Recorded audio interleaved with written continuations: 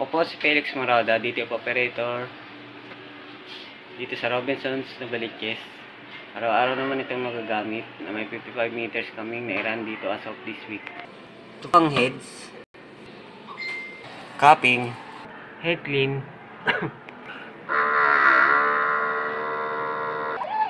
punasan ng wiper after head clean, nozzle check.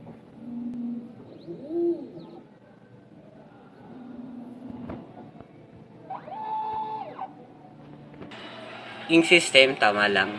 Racing tank na rin is Friday. Ground wire, ABR.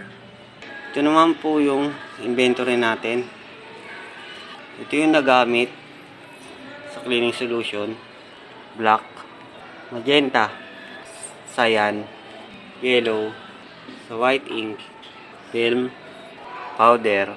Ito naman po yung weekly consumption. Nakagamit tayo this week ng isang resin powder at isang film this week. Ito po yung workload, daily maintenance checklist. Maraming salamat po.